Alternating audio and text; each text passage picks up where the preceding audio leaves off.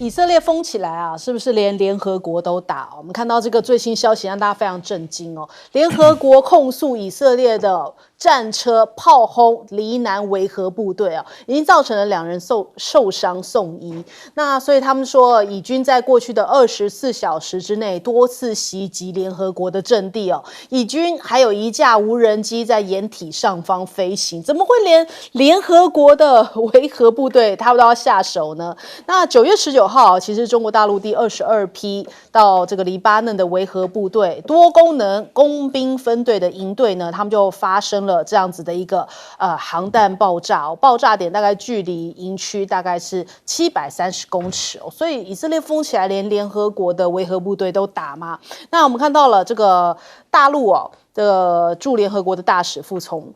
他就讲说，这个联黎部队根据安理会的决议的授权执行维和任务哦，那任何蓄意攻击维和人员的行为都严重违反了国际人道法和安理会第1701号决议啊，所以必须要立刻停止啊。那连意大利都是这样子说啊，他说这起攻击以及其他联黎部队归咎于以色列的事件都可能构成了战争罪，要求以色列要解释啊，这并非是失误哦。意大利的防长都这样讲。那爱尔兰的总理就说，任何在联黎部队或者是设施附近的射击，其实都是鲁莽轻率之举啊，必须要停止。但是不知道以色列能不能听得进去啊？他现在已经感觉好像脱缰野马一般。那我们看看这个美国国务院也拟要重启1701号决议，那他们说接下来呢，打算要来派驻，就将联合国军派驻到以色列的境内来做这样子的一个调整。那再来看看以军是不是也要对伊朗攻击了？那纳坦雅胡是讲就是应该说以色列官员讲说，至于如何要回应伊朗本月份呢，就是对于以色列发动的攻击，现在纳坦雅胡已经做出了关键决定。那美方认为以色列已经接受了美方提供的一些意见哦，那即打击常规的军事目标，换句话说就是不会去对于核设施啊或是石油生产基地来进行攻击。那拜登也是讲说，美国是不支持以色列来攻击伊朗的核设施了。那伊朗就讲啊，如果你要对我们展开报复行动的话，我们就会反击数十个以色列安全、军事、经济的中心作为回应。那现在目前海湾国家的集体行动啊，也是要求美国一定要阻止啊，绝对不能说你不去打核设施哦，但是如果去攻击到这个石油设施的话，也会造成这个海湾国家产油国的一些相关影响。所以他们现在就希望美国赶快出手去阻止以色列，承诺绝对不会去打这些油田哦，因为他们很担心这个战火会波及。消息人士提到了，像是包含了沙国啊、阿拉伯联合大公国以及卡达在内的海湾国家，他们就很不愿意说，这个好像不愿意卷入这一场战争哦。那而且他们不愿意开放领空给以色列来使用，希望借由他们这样的呼吁哦，让这个以色列跟伊朗之间的这个接下来可能互相的报复行动能够稍微和缓一点。那再来还看到了伊朗现在同阿曼来举行首次的地面军事演习哦，那说这个两军交流来联合作战的训练以及提高战备的水准。那现在伊朗的怒火也是消不下去哦，伊朗的民众是站上街头哦，他们就现在想说力挺真主党，尽管现在战争好像已经烧到家门口，可是伊朗这一个压了非常久的这一把怒火，他们就是呛虾对以色列说不惜一战哦。那这个包含了德黑兰他们的首都革命广场上面巨大的看板用波斯语写着，这个想来战伊朗就是这个战争大事来呛下以色列的意味非常的浓厚。那现在目前已经有一些零星的这种战况出现，以色列的国防军有讲说，他们的北部加利利以及这个西加利利地区呢，也有拉起防空警报，那是来自于黎巴嫩的50枚的一些炮弹过来到他们的境内。那连伊拉克的这个民兵组织呢，这个伊斯兰抵抗组织，他们也声明，他们其实也有对于这个等于说对于以色列他们攻击了他们北部一处重要的目标，也有发动2次的无人机攻击。那现在专家就在看就说现在看起来以色列尽管在中东这边有军事上的优势，但是呢这样的状况可能他已经陷入多线作战的一个局面了，所以这样子可能会有一个升级陷阱。换句话说，就是是会演变成扩散性的一个中东大战嘛？那我们首先来问一下亮哥。我觉得他目前比较可行的还是打黎巴嫩啊，而且他大概又增加一些部队，现在大概有15000人。那他现在划定的大概离南30公里，大概就是打到那个利塔尼河啊，那条河啊，就是我们黎巴嫩事实上传统上就是中东地区比较雨量比较丰富的地方啦，所以是一个丰饶之地啦啊。那光是那个利塔尼河以南这整块，它的雨量大概就是以色列的一半哦。所以以色列等于是要抢水了，那同时呢，打出一个缓冲区，让他北部的屯垦区的老百姓可以回家，我觉得这个大概是比较实际的目标了啊。可是也没那么简单，因为这个地区并不是平原啊，因为那个贝卡山谷这样一路过来的地形有高有低啦啊，所以那黎巴嫩大概在这边也大概聚集了1-2万的精锐部队。那坦白说了，以色列除了靠导弹跟空袭之外，他地面作战也不一定有优势，因为2006他就打败了啊。那伊朗那边，我认为美国是在极力阻止啊，他去打伊朗的石油设施啦，因为拜登现在11月5号就要投票，他怕会有通膨，而且我最近注意到贺锦丽的民调在掉啊。对，这个川普事实上，像前天英国的赌盘已经改赌川普会当选。那摇摆州7个摇摆州也渐渐翻到川普会赢啊。我看过一个最极端的，川普已经赢了5个州，那至少有4个。那这个我认为就是民主党里面的左翼啦，还有我们广义讲穆斯林啊、阿拉伯人啊，对民主党的表现非常失望。那这些票事实上本来都是支持民主党的，那他们可能就会不想投票啊。可是大家都知道啊，事实上川普是更支持以色列啊。可是选举就是这样，我就是火大啊，我不要投票啊。所以我认为最近民主党应该有感受到压力，所以对于这个中东战争，这个美国就一定是极力要求以色列把他攻打伊朗的计划要事先给美国看啊。那纳坦雅胡拒绝，我讲的是伊朗的部分啊，所以我觉得以色列也有点吃定美国啦，就说选举都到这个时候，剩下最后1个月，你敢不支持我吗？所以我是觉得这个局面真的很难搞了。好，来请教赖老师。我觉得联合国的维和部队受到攻击，主要是对以色列来讲，他觉得很碍事啊，因为这个对于他在打击真主党的时候，他觉得是很干扰啊。这个最主要是因为联合国的维和部队很多人，好，2006年通过1701号决议以后啊，那有50个国家派了这些军职跟文职人员，总共有1万多人在那个地方驻扎。那他们有固定的一个巡逻的区域，维持一些安全的一个区域。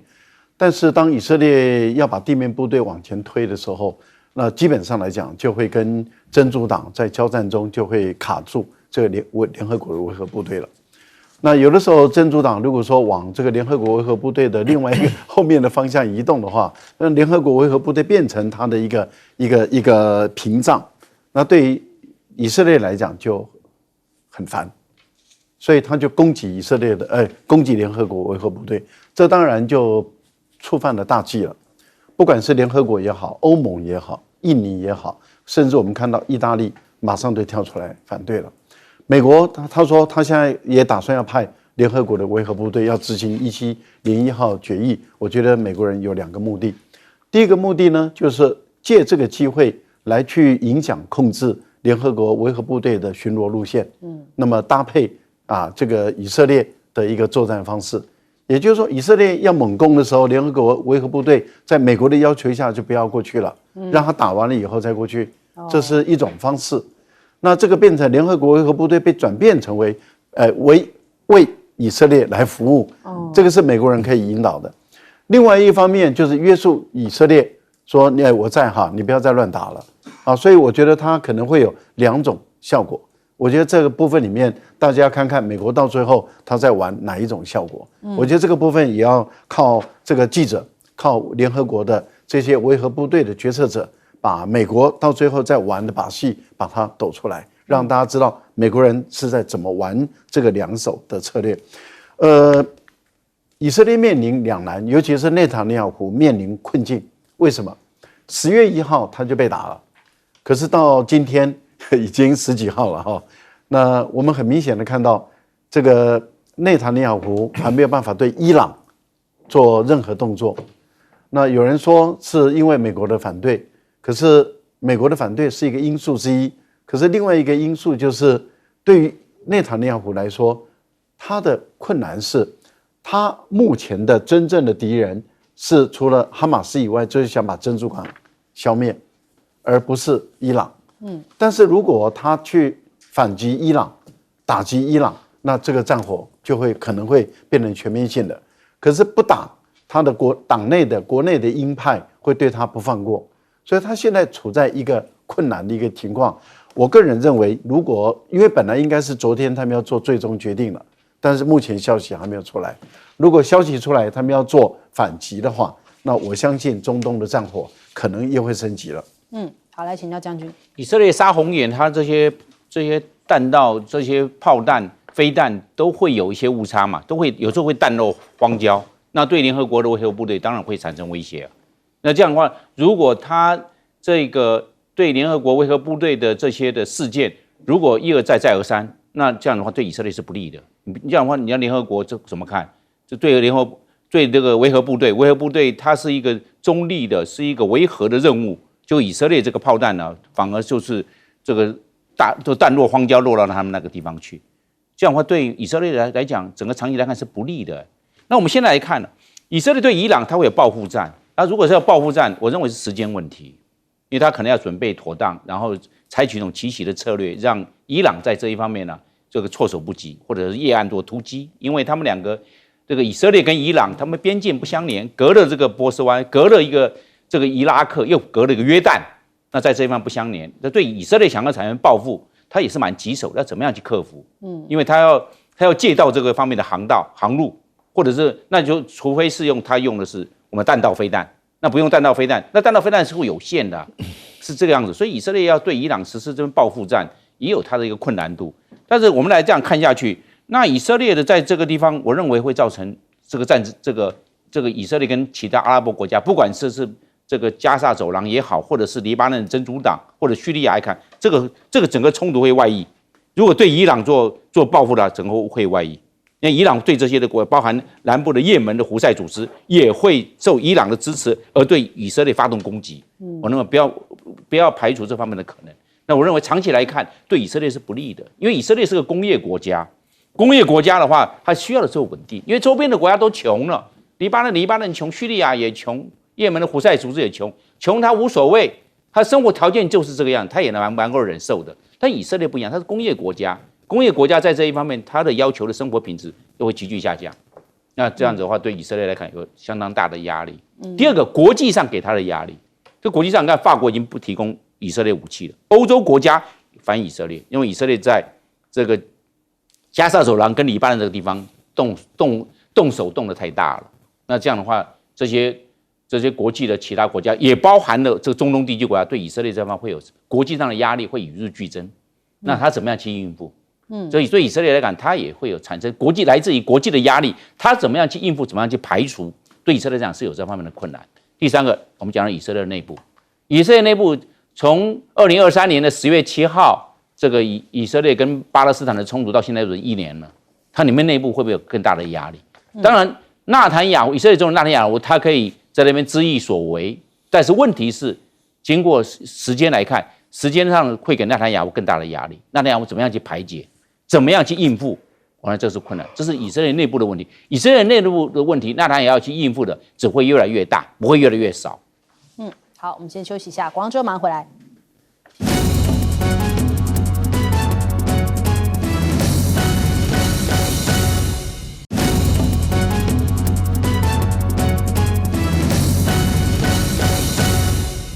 好，欢迎回来，新闻大白话。我们马上来关注哦，现在这个大陆的经济上面呢，好像有一个新的消息说，哇，黑神话悟空开发成本曝光，卖破了2000万套，赚爆了320亿元哦。他在 Steam 平台上面卖出了2110万份，总收入是320亿台币哦。所以现在很多人在想说，这还不是最多的哦，因为接下来台湾的 PS5 在年底之前也会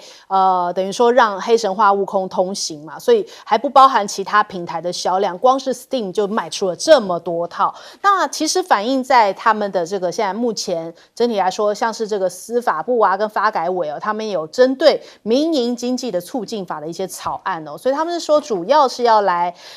帮助市场的竞争平等使用生产要素，然后来改善一些投资啊融资的一些环境，降低这个制度性交易的成本，等于说把钱给催出来，让这个经济提振起来哦。那还有呢，大陆多家银行也宣布调整存量，这个房贷利率统一到这个贷款的报价利率的减30个基点哦，所以这个也是同样在振兴房市。还有本周六，财政部大陆的财政部可能也会通过增发特别国债。那人家讲说，哇，这接下来这个增量应该是有2兆元人民币哦，相当于台币9兆哦，所以这也是一股这个强心针呢。那大陆的股市在这个多方的这种等于说振兴经济的政策之下，人家讲说看起来这个陆股接下来的表现应该可以稳步向上啦，就不要说是一个暴冲性的，但是这个稳步上攻是有机会的。那我们看看这个欧盟哦，因为跟现在中国大陆才打起了这个贸易战哦，互相制裁，中国大陆现在有可能还要扩大反击的力道。这2天我们有讲到说是要针对白兰地啊，有可能还不止如此哦，包含了豪车、猪肉、乳制品，可能都会是接下来的一些反制的目标。那这对于德国跟意大利啊，还甚至是法国，他们也有一些这种豪车品牌哦，到中国大陆的市场销售。如果提高关税的话，你们这个燃油车的销售量势必会受到重创。那其实，在白兰地这一次的反制措施之前一天呢，马克宏的顾问伯纳有跟王毅通电话，觉得特别好像是不是有点我赶快跟你沟通一下哦，要求饶吗？他说我们无意要排除中国大陆的产品哦，但是仍然没有办法就是阻止中国大陆的一个反击措施，因为毕竟你这个对于中国大陆电动车一下提高到45%，一定要予以反击。那现在看起来，这个彭博社有一个最新统计哦，这些豪车现在在中国大陆的市场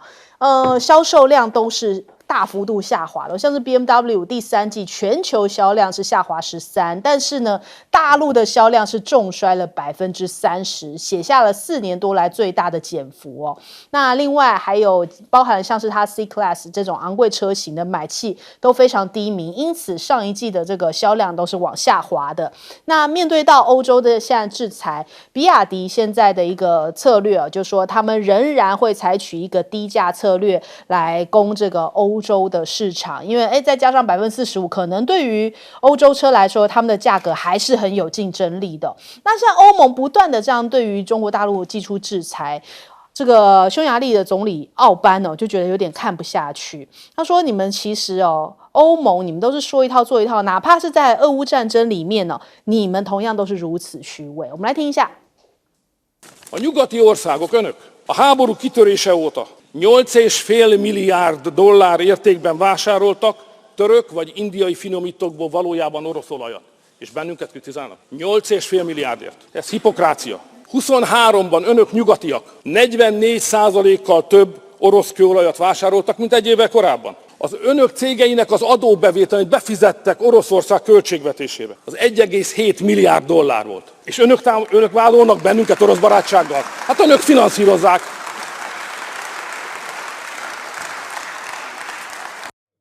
对，他就怒呛了冯德莱恩，所以全场鼓掌。然后不止如此不只是全场鼓掌当奥班讲完之后，甚至议员们还站起来唱歌呢。我们再来看一下。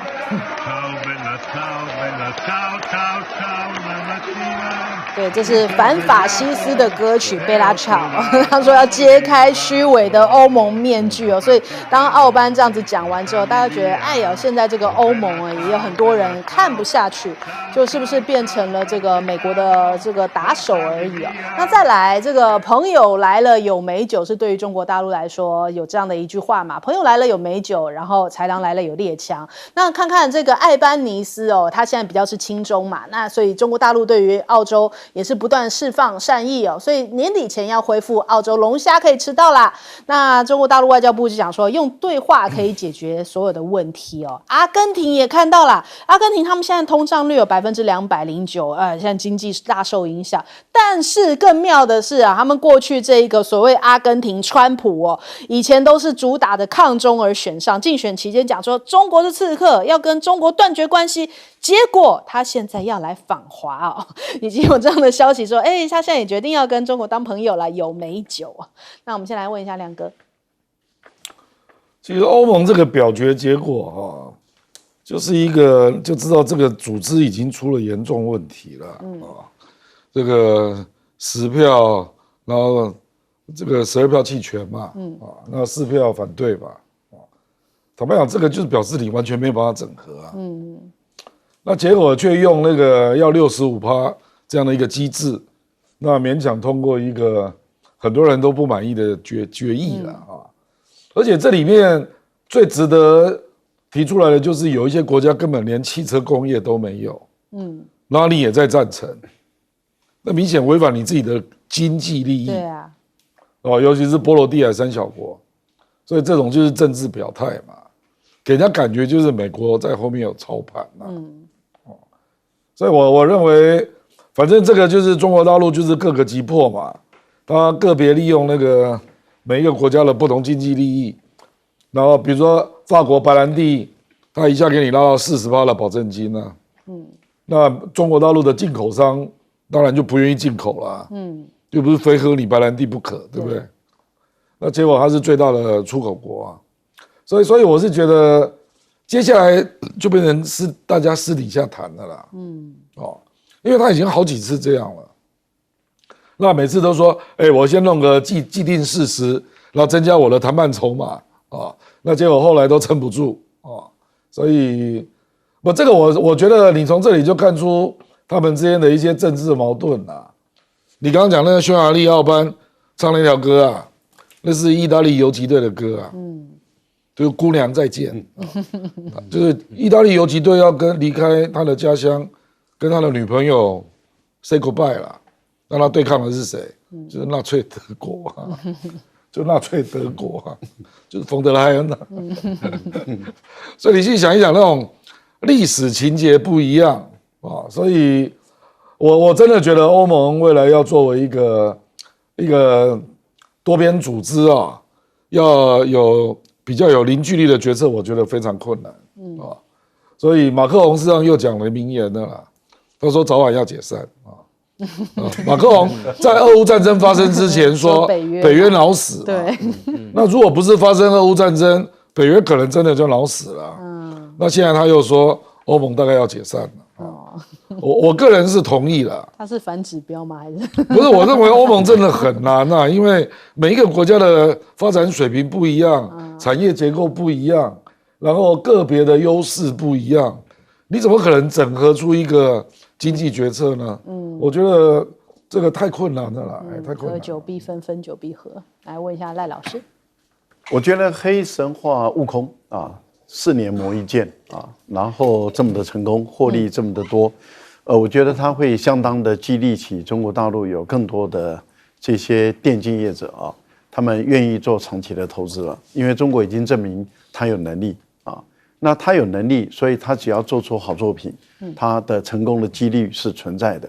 因此，这种3A 的这种电玩，我觉得不管是单人玩的或是多人玩的，我觉得在中国大陆会创出一片天它已经开始会往这个地方来铺陈，我觉得这是一件很好的事情。黑神话悟空确实是中国大陆一旦涉入3A，然后就成功，真的不得了。我个人觉得这个前景是一片看好。股市的问题我个人是认为说，如果能够这样子上上下下、上上下下啊，然后稳步的、健康的，能够走得远、走得高、走得久，我觉得这个是健康的股市，这个对大陆是好的。那如果暴起暴落这种焦虑型贪婪跟恐惧不断的太过于情绪交织在一起造成的这种的股市，通常都走不久。我觉得这个是好的一件事情。所以大陆的基本面来讲，我觉得国际的情势虽然严峻但是大陆的政府在做多的这个政策的方向没有改变，我个人的还是比较乐观我觉得大陆的股市是长期性来讲还是看好的。我觉得大陆的股民不要太焦虑那以目前来看的话，就是回归正常，然后稳步的往前推，拉回，往前推再拉回，这样的一个方式反而是好的暴起暴落真的不是好事情，因为搞得大家都好像赌徒一样每天在开六合彩那个开了哇红盘，开心的不得了，今天都大吃大喝，明天开绿盘，然后心情坏到不行，回家打小孩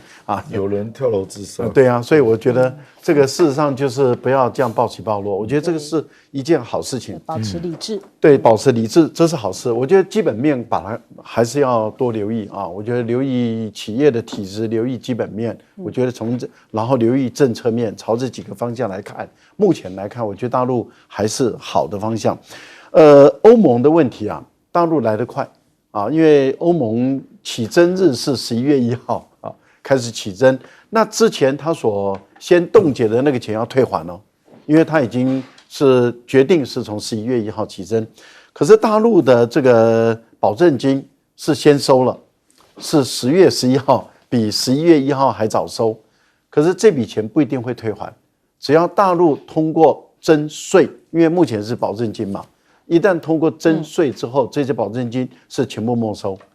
所以做法是完全不一样。这代表什么？大陆的力道给法国来的强跟狠，然后也会告诉欧洲的很多农产业大国，你有养猪、养牛、有乳制品的，还有甚至红酒其他的，很有可能会蔓延开来。我觉得这些欧洲的企业自己要想清楚，要不要跟中国大陆打一场贸易战。好，来请教将军。我们可以看到这个中国大陆的这个黑神话悟空它呢卖了2000万套。那在这一方面，我们可以看得出来，它有3个优势、3个条件。第一个，我们知道它有文化，这个文化不管是这个《西游记》也好，《三国演义》、《红楼梦》，或者是《聊斋》等等，这《水浒传》，你只要有这些大家都会这些故事典故都会这个耳熟能详。那出这个，大家感觉到很熟悉，这就是文化底蕴。文化底蕴大家很熟悉，很容易就融入了。第二个，我认为市场，因为中国大陆14亿人，你现在卖这个2000万不是就够了？可能后面还有那是不是这样？那换到它市场大，市场大有这个需求，有这个需求今天他就愿意投资，多投资一些做研究，这个研究的这个软体出来了，那就可以大卖了。因为我想这个市场的诱因非常大，就可以好像很多台湾的这些我们讲的这个影视红星或者是这个演唱的都到大陆上去，因为大陆的市场大，市场一大就会容易吸引人，这是相对自然的。第三个，我想说整个的这个休闲的模式都有改，像以前大家看电影或者是做其他，现在这个手游电玩线上游戏比较流行，那现在刚好赶上这一个。你现在如果就要拍电影，市场毕竟有限，手游反而线上游戏在这一方面的市场反而显露出来了。所以它整个的按照这个整个脉络来看的话，抓对方向了。所以这个黑神话悟空在这一方面有这个市场那么大，我想它有它的一个这个有这个背景。另外我们看中国大陆跟欧洲的这个贸易战那这个贸易战，我认为中国大陆它有3个优势。第一个，它有筹码。今天中国大陆14亿人口多，就是个大市场嘛。你买龙虾、买红酒，这市场够大吧？对不对？人多就是人要吃要喝那市场过来吧。第二个，我认为这关于汽车方面以前中国大陆进口地带就要向外国买这些车子，像法国、像德国、像意大利买车，现在它可以自己国产替代了，自己做就可以了，新能源车来替代了，它不需要外面的了。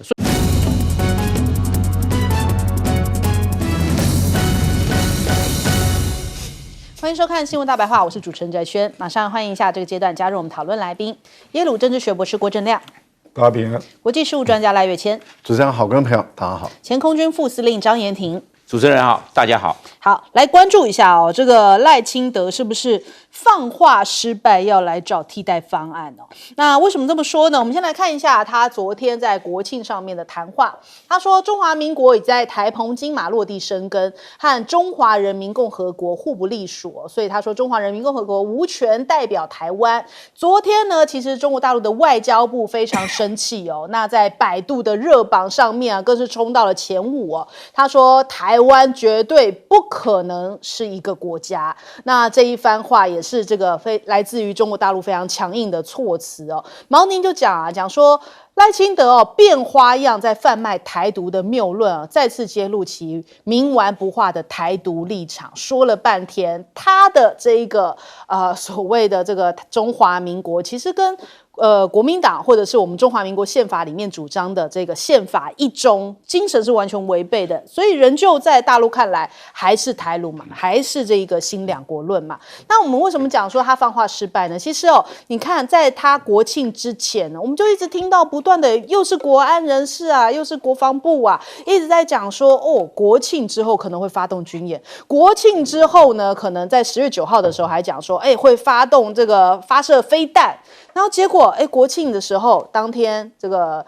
赖清德发言的时候呢，这个好像也没有发生真实这个军演啊，或者是飞弹的状况。到了晚间，突然国防部就发快讯就说中国大陆发射卫星火箭对台湾没有危害，就是好像终于等到了，终于可以印证说，果然对我们有动作。可是这样的动作好像也不值得这样子发一个那么大的讯号哦。那国防部讲说，在晚间9点50分侦获，中国大陆在四川西昌发射中心是这个火箭搭载了卫星发射任务。那其实这时有所闻啊，为什么特别要操作一下呢？光是今年2024年就大概预计要发射100多次的这样的卫星。那去年其实中国大陆也发射了67次这种航天卫星全球第2多。那为什么特别要做文章呢？就让大家想到好像在选举前中国大陆同样也是发射卫星，结果我们这边发了一个什么样的国安防空警报啊，就是好，然后承建人拿起来看，还要告诉你说中国大陆发射了这个飞弹，结果其实根本就是我们英文用错了词，还是故意要影响大家，是不是又开始来这一套了？那倒是这一次中国大陆没有明显的针对台湾有动作，而是呢转向去对于美国的军工业以及高级管理人员采取反制措施，从10月10号开始实施转向对于美国来下手，因为他知道台湾的种种都是美国在背后可能是要授意之后或者是同意之后才会执行的，所以他转向对美国来制裁。那再来我们看到中国大陆对东协来说的话持续强化这样的一个互动李强去到了东协，那他就说支持东协在区域架构中的中心地位，持续营造地区的良好环境，提升地区发展的韧性，来激发这个地区的创新活力。那当然最主要的就是说基建对于这个东协的影响，他说愿意跟这个东协积极来推动铁路啊、港口啊这些基建合作，加快签署实施3.0版的自贸协定那还有跨境支付啊，扩大本币结算的规模，在经贸上面再度的升级应该会是在明年来签订这个协议，跟东协10国的领导人宣布实质性结束这个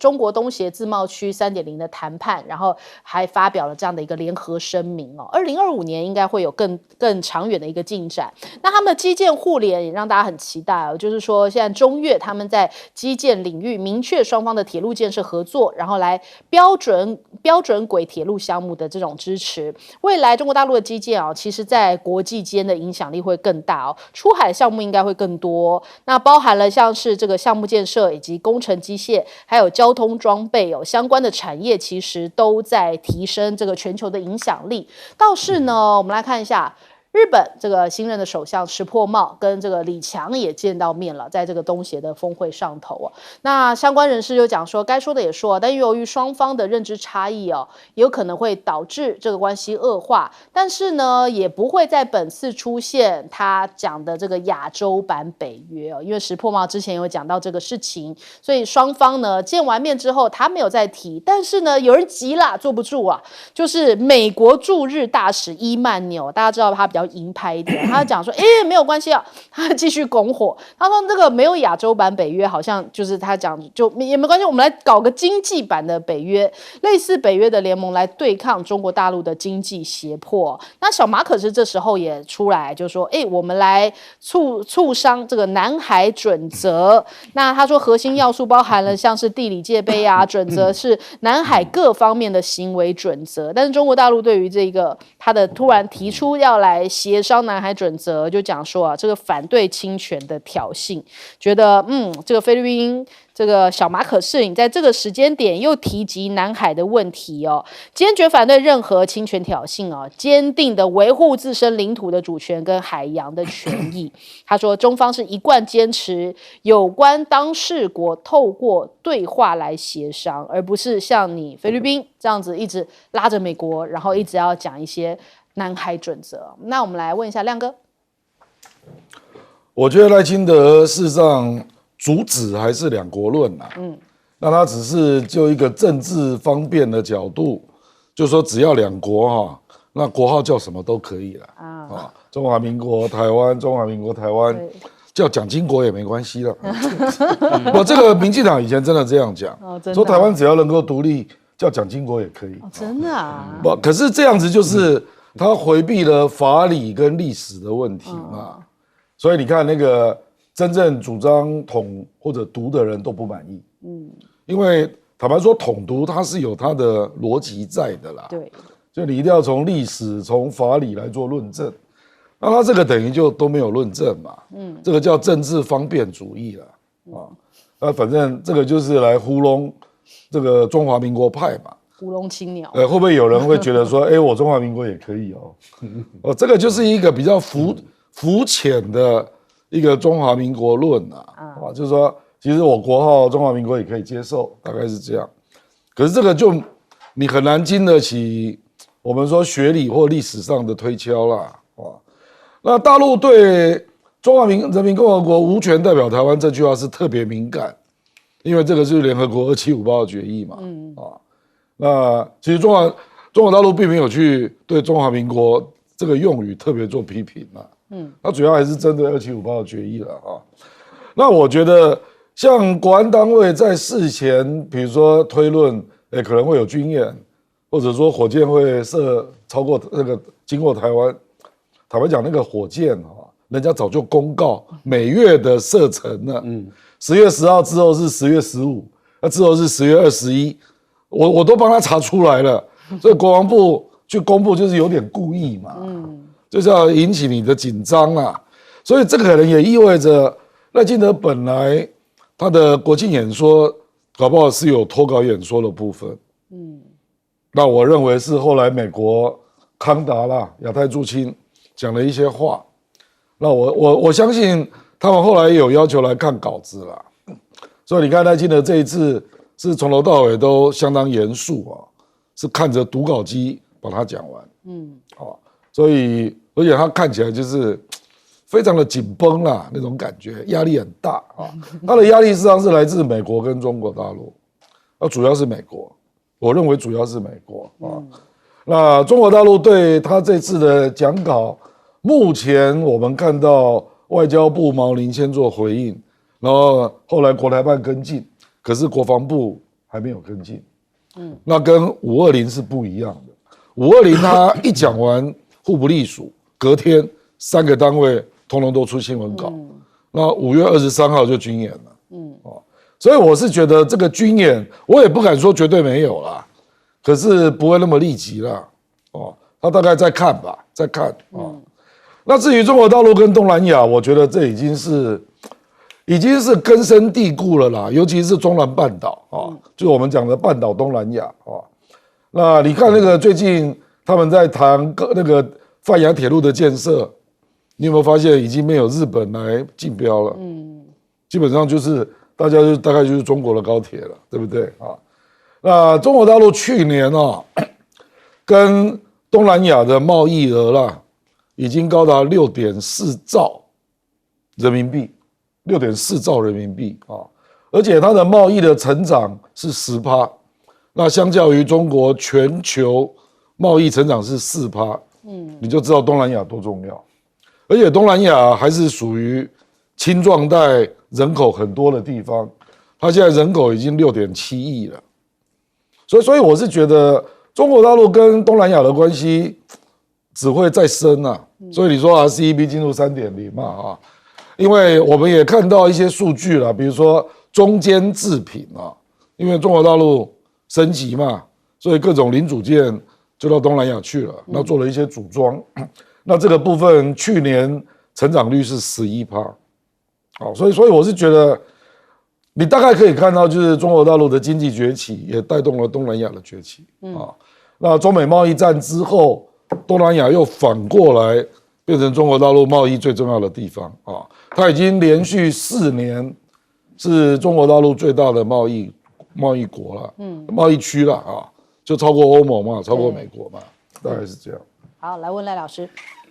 美国的驻日本大使艾曼纽有一点脑洞因为他提的亚洲版的这个北约啊，尤其在经济方面啊，这真的是有点脑洞。为什么？因为目前来讲，跟亚洲的国家贸易最大的国家不是美国，而是中国大陆啊。这一点我觉得他实在是搞不清楚状况，很可悲一个驻美的大使，而且听说还是专任的外交官出身的竟然程度这么低。亚洲已经有10+1，东盟+1加中国，后来中国协助日本、韩国发展成为10+3，所以这次的东盟的峰会里面有一个10+3的峰会。先有一个10+1，再有一个10+3的一个峰会，然后呢，还有一个 RCEP， 本来印度也要加进来，后来印度退出去，现在是10+5的这样的一个情形。还有一个G20，亚洲还有一个 APEC， 这么多的一个组织，结果他说要搞一个亚洲版的北约。坦白说，以美国目前来讲，动不动就制裁人、威胁人，然后要搞这个高关税，谁要跟你结盟啊？然后说你只要沾了我美国一点点的技术，你就不能够怎么样。你如果怎么样，我就修理你，谁要跟你合在一起啊？我觉得这个人是有脑洞，而且很严重的脑洞。我觉得意识形态强烈到这个程度的时候，都已经失去理性。这个情况就跟台独的、跟赖清德很像了。意识形态高到这个程度以后，就一切都失去理性了。为什么？他说我们中华民国113岁了，那你要先承认你是中国人啊。你不承认你是中国人，你凭什么代表中华民国成为中华民国总统？那你凭什么说中华民国是继承大清帝国的？那中华民国是继承大清帝国，这是国家的延续性嘛？那国家的延续性是不变的，所以你要先承认你是中国人，你才有办法继承。第二个，我们还是要问嘛，那中华民国第一任临时大总统绝对不是你，不是国民党是李元洪然后中华民国第一任总统是袁世凯后来袁世凯背叛共和，然后国父说在南部革命，可是当时的大使馆全部都派在北京，他们只承认北京的这个代表中国的这个政府，把南方看为是革命团体，或者是看为是叛军所以这个历史要搅在一起，坦白说，赖清德没有这个本事来回应这么复杂的历史了，没有这个本事。但是你赖清德还要再回答第二个问题，就1945年以后，我们中国统一了，我们只差香港跟澳门没收回来，台湾已经收回来了，这是事实嘛？所以台湾已经成为中华民国的一个省，不要忘记了，是一个省而已。所以你到现在还是一个省嘛？所以我觉得在这个部分赖清德你自己不要搞不清楚。到目前为止，我觉得他语无伦次了，想炮制2个中国论。想炮制2个中国，可是美国已经告诉你说，我就是一个中国政策，而且我只承认北京这个中华人民共和国代表这个中国，这就是美国的立场嘛。那你敢违背美国的意志、美国的立场，跟美国人叫板，跟美国人挑战，你以美论你不但以美论，你还反美论。我觉得你赖清德，你才是彻彻底底的反美论。美国人说我就一个中国政策，我只承认中华人民共和国。然后你赖清德，你既然敢挑战美国，怀疑美国，然后否定美国，你是一个反美人士，而且是反到底的人士，这一点你也要站出来解释清楚，你到底是不是反美人士？好，来问将军。我们会知道这个关于台独问题这个赖清德说他是台独金孙。但是我们看跟台独有相关的3个方面，第一个中国大陆是反台独的，它立场这始终一贯没有变更过，这是第一个。中国大陆这是很清楚的。我们看美国都是不支持台独。你看现在的总统拜登往前面推，川普也讲啊，就是不支持台独。再往前推到这个奥巴马总统也讲，奥巴马总统前面小布希、克林顿都这么说啊。美国的总统呢，美国的政策是一贯的，看得出来，美国都是说不支持台独，没有一个美国总统说他支持台独。我们可以翻文献，一直到现在的总统拜登，可能下一任总统，美国的新总统11月5号嘛，也是一样，因为这几十年下来就是这样。这是第2方，第3方我们台湾这方面，因为这个赖清德他是说台独金孙，那请问，在陈水扁执政8年，那蔡英文执政8年，总共加起来16年，那为什么在这一方面没有任何的进度？这很清楚嘛，骗选票用，根本没办法达成，然后这边骗选票，16年了，所以这个阿扁也曾经讲过，这是不可能的事情，阿扁也公开说过。那我们可以看到，那蔡英文执政8年这个状况之下呢，他这个而且是绝对多数，看5院行政、立法、司法、考试、监察，全部绝对多数，通，包含总统、副总统，全部是民进党。结果这8年过去了，宪法还是依然没动，还是宪法就是一中嘛，写得非常清楚。公投法通过，但是公投法从来没有对台独做公投，通通在你手上，绝对多数可以公投啊，有公投法来公投嘛，看可不可以台独。我希望来这么做，他们8年根本都不做，知道根本行不通，但是嘴巴在那边讲台独，就实际上没有任何行动，骗选票是这样。好，那我们现在推到现在为止，赖清德选举造势10几万人，我看到了，我们在选国家选中华民国总统你看看，竟然10几万人没有一个人拿中华民国国旗，全部那旗海飘飘都是绿的，但是奇怪，怎么没有一个中华民国国旗啊？任何一个国家选国家元首，你看，包含现在美国民主党、共和党，都是美国国旗都要出来，因为他选的是国家总统。那我们呢，没有任何中华民国青天白日满地红的国旗，10几万个人，旗海飘扬，没有一个青天白日，变成这个状况，那是骗人的嘛？现在过来了，要拥抱这个青天白日，拥抱中华民国了，这简直是这个在骗嘛，又开始在骗了。我都认为在这一方面非常不对。而且现在拥抱中华民国，就要利用中华民国，将来可能出卖中华民国，这很可能，我们都要去防范。所以很多人他认为，那现在怎么开始拥抱中华民国了？那是不是有另外一种企图？好好的利用啊，中华民国这个招牌还蛮管用的那将来可不可能出卖？我认为不要完全排除，因为我看到这个逻辑来看之后为什么行不通？但他硬干，原来是在骗选票，选票这个选上了，16年执政了，没有任何动作，又继续骗。所以我倒认为，在这一方面，很多的这些社会大众，或者是我们这些理智的选民，要认清楚这个政治的真相。好，我们先休息一下，广场马上回来。